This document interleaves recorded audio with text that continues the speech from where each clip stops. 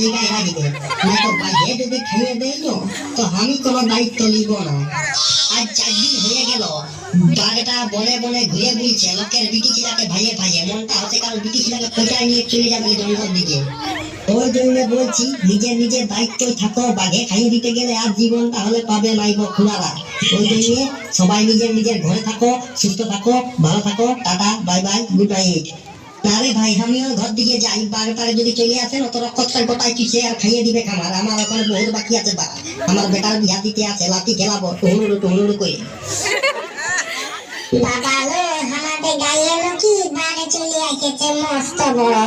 বাপের জন্ম বাঘ দেখি নাই আমি, ওই দেখেছি ঢের পেটা ভুলি গুলাকে ভুক ভুক করে ধুয়ে বলে, আর বানর গুলা তো আমাদের চাল টাল টালি গুলাকে ভাঙিয়ে একদম খিদির বিদির করে দিল। আমি ছাগল বাগান যাবো গো। আরে বাবা, ছাগল বাগান যেতে হবে নাই, আমি শুনলি নাকি একটা মস্ত বড় বাঘ এসেছে, ধরে নিয়ে পকাচ করে দিয়ে দিচ্ছিল ভাগল। তাহলে কি বাঘটা ছাগল নিয়ে ঘুরে ফিরছে? আরে বাঘটা ঢের দিন খেতে পাই না, ওই জন্য খাবার জন্য ইন্ডার কলার পিন্ডার করে ঘুরে ঘুরছে।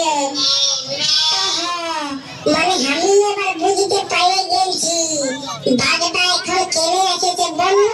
ওই যে পিকনিক আসছে না, লোকগুলা পাহাড় কোন দিকে যায়নি পিকনিক